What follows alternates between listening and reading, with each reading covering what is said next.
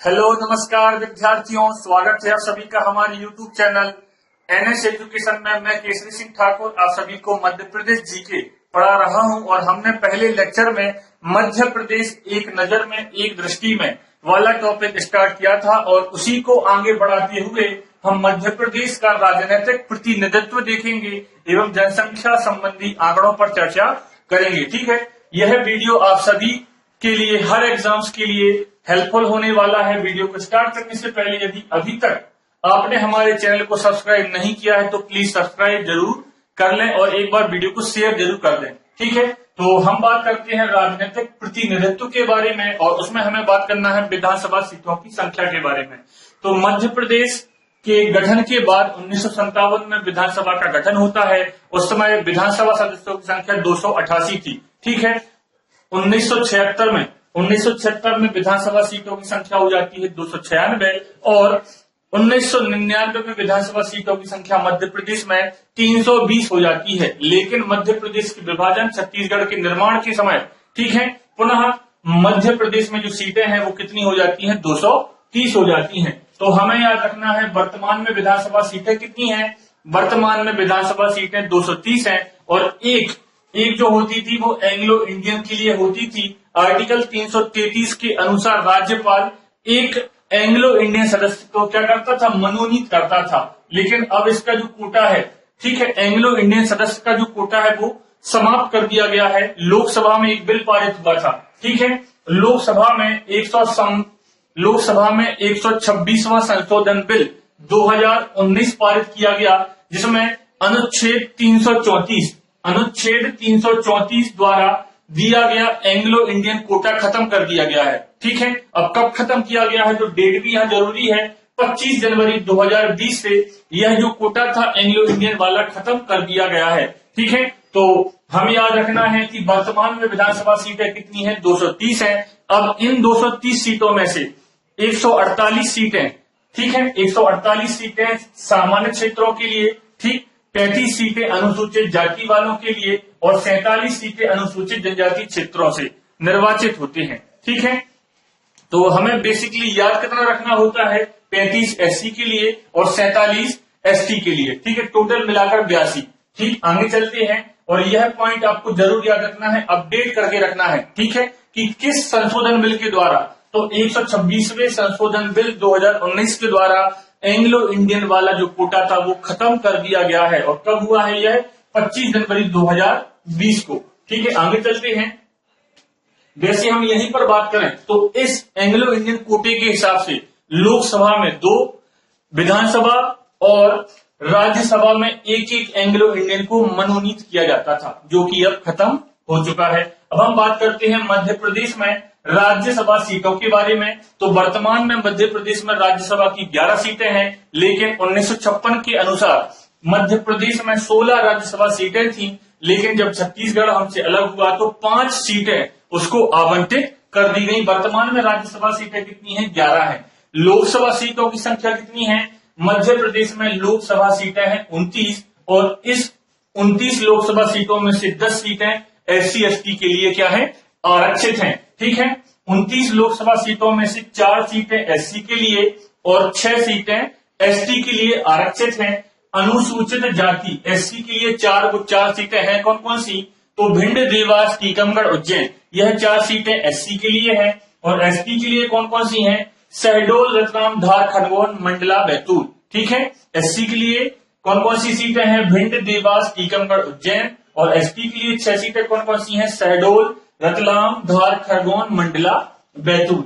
आगे चलते हैं जनसंख्या संबंधी आंकड़ों पर। ठीक है, तो यहाँ हमारा राजनीतिक प्रतिनिधित्व कंप्लीट होता है। विधानसभा सीटें 230 है, एंग्लो इंडियन वाला कोटा खत्म कर दिया गया है, राज्यसभा में सीटें 11 हैं और लोकसभा में सीटें 29 हैं। ठीक, जनसंख्या संबंधी आंकड़ों की हम चर्चा करते हैं। अकॉर्डिंग टू सेंसस 2011, जनगणना 2011 के आधार पर। ठीक है, तो जनगणना 2011 के आधार पर जनसंख्या कितनी थी मध्य प्रदेश की, 7,26,26,809। मध्य प्रदेश की जनसंख्या कितनी थी, 7,26,26,809, जो कि देश की कुल आबादी का कितने प्रतिशत है, 6%। ठीक है, और मध्य प्रदेश का जनसंख्या की दृष्टि से देश में स्थान कौन सा था उस समय? जनगणना 2011 के अनुसार मध्य प्रदेश का देश में स्थान था 6वां, लेकिन तेलंगाना बनने के बाद, तेलंगाना के गठन के बाद भारत में स्थान मध्य प्रदेश का कौन सा हो गया है? 5वां हो गया है। यह भी आपको अपडेट करके रखना है, ठीक है। तो जनसंख्या हमारी 7,26,26,809 थी, देश की कुल आबादी का 6%, ठीक है। देश में स्थान वर्तमान में 5वें नंबर पर है जनसंख्या के मामले में, लेकिन तेलंगाना के पहले जब तेलंगाना ना बना था उस समय क्या था? 6वें नंबर पर था मध्य प्रदेश, ठीक है। कुल पुरुष जनसंख्या कितनी है, कुल महिला जनसंख्या कितनी है, यह एग्जाम्स में नहीं पूछे जाते, लेकिन हम जब नोट्स बनाते हैं तो पर्टिकुलर वे में हमें नोट्स बने होने चाहिए, पूरा डेटा लिखा होना चाहिए, क्या पता है एग्जाम में कौन सा डेटा पूछा जाए, ठीक है। तो कुल पुरुष जनसंख्या कितनी है? 3,76,12,306 पुरुष जनसंख्या है, 3,76,000, ठीक, 3,76,12,306, जो कि कुल आबादी का 51.79% है, ठीक है। एक बार फिर से देखते हैं, कुल पुरुष जनसंख्या कितनी है? 3,76,12,306, जो कि कुल आबादी का 51.79% है। कुल महिला आबादी कितनी है? कुल महिला आबादी है 3,50,14,503, ठीक है। महिला जनसंख्या कितनी है? 3,50,14,503, जो कि कुल आबादी का कितना है? 48.21% है, ठीक है। आगे चलते हैं, अब हम बात करते हैं दशकीय वृद्धि दर की, ठीक है। दशकीय वृद्धि दर अर्थात 10 सालों में जो जनसंख्या में वृद्धि हुई है वह क्या कहलाती है? दशकीय वृद्धि दर कहलाती है, ठीक है। 2001 से 2011 तक कुल कितनी जनसंख्या वृद्धि हुई उसको प्रतिशत में क्या कहा जाता है? जनसंख्या दशकीय वृद्धि दर। तो इन 10 सालों में जो जनसंख्या में वृद्धि हुई है वो कितनी हुई है? 20.35%। आपको अच्छे से डेटा याद रखना है, दशकीय वृद्धि दर पूछा जाए तो 20.35% है, और कभी कभी घुमाकर पूछ लेते हैं कि जनसंख्या की औसत वार्षिक वृद्धि दर, जनसंख्या की औसत वार्षिक वृद्धि दर वह कितनी है? 2.03%। वह कितनी है? 2.03%।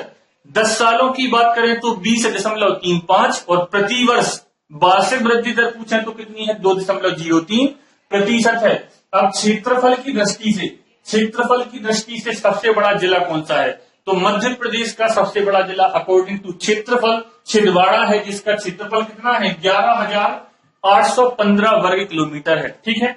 छिंदवाड़ा का एरिया कितना है? 11,815 वर्ग किलोमीटर है। और मध्य प्रदेश का क्षेत्रफल की दृष्टि से सबसे छोटा जिला कौन सा है?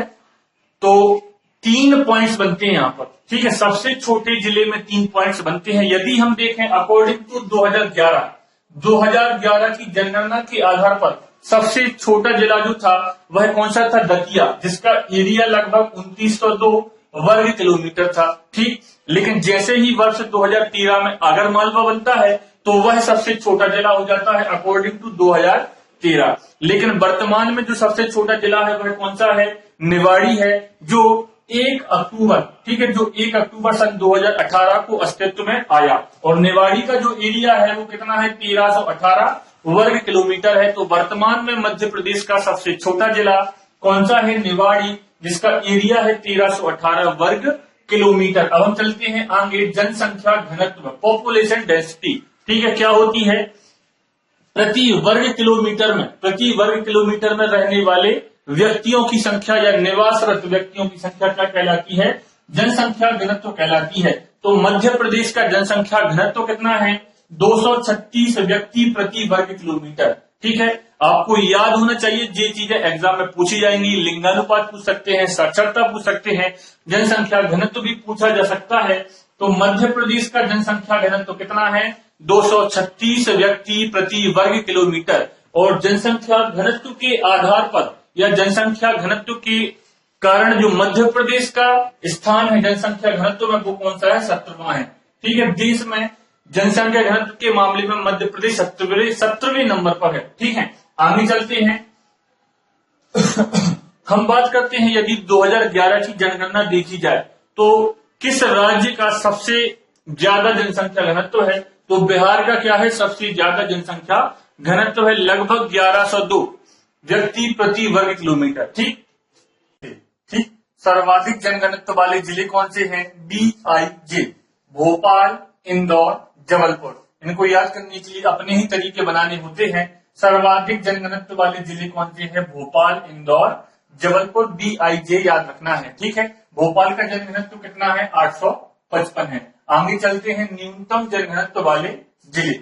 न्यूनतम जनघनत्व वाले जिलों को कैसे याद रखेंगे? डिंडोरी, श्योपुर, पन्ना, अर्थात DSP, डिंडोरी, श्योपुर, पन्ना। डिंडोरी का जनघनत्व कितना है? सबसे कम है, 94 है। ठीक है, 94 है। तो हमने अभी देखा मध्य प्रदेश का जनघनत्व कितना है? 236 व्यक्ति प्रति वर्ग किलोमीटर है। सर्वाधिक जनघनत्व वाले जिलों को कैसे याद किया हमने? BIJ, भोपाल, इंदौर, जबलपुर। भोपाल का कितना है? 855। और न्यूनतम जनघनत्व वाले जिलों को कैसे याद किया है? DSP, डिंडोरी, श्योपुर और पन्ना। डिंडोरी का कितना है? 94। अब हम देखते हैं राज्य में लिंगानुपात। ठीक है, लिंगानुपात से आशय प्रति 1000 पुरुषों पर महिलाओं की संख्या या प्रति 1000 बालकों पर बालिकाओं की संख्या। तो राज्य में लिंगानुपात कितना है? 931 है। 931 महिलाएं प्रति 1000 पुरुषों पर।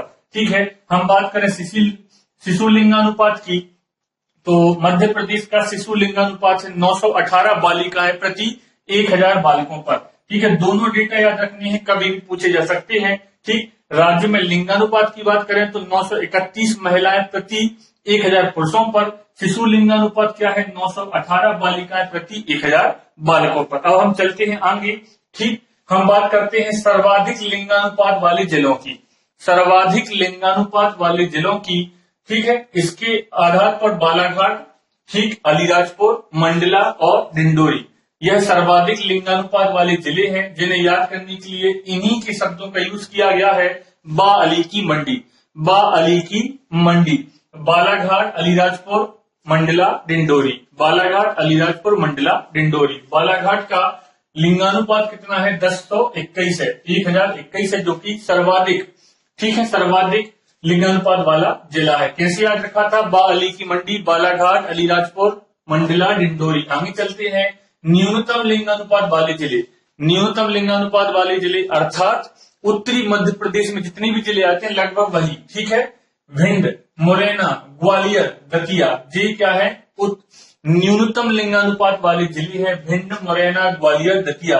भिंड का लिंगानुपात कितना है? 837 है। 1 मिनट रुकिएगा। ठीक,